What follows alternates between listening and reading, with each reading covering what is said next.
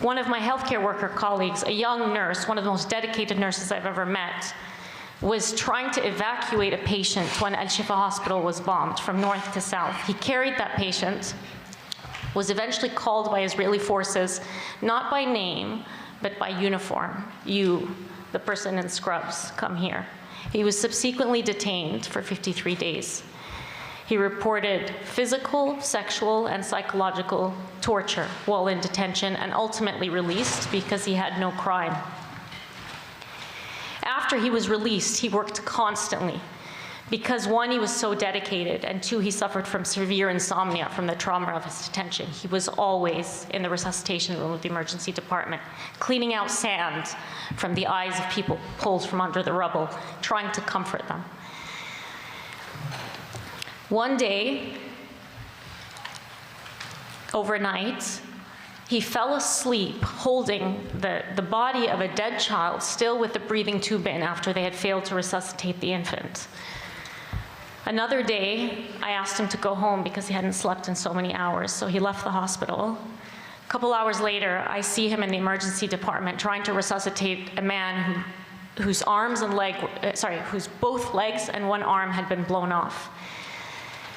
I asked him what he was doing in the hospital. I thought, you went home to rest. And he said, this is my sister's husband.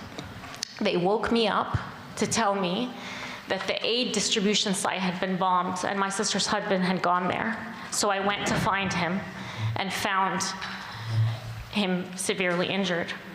So I helped him resuscitate this patient. His home has been destroyed.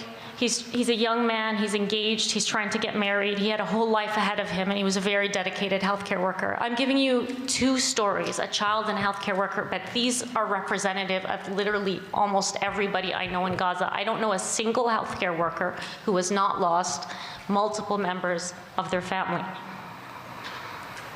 So,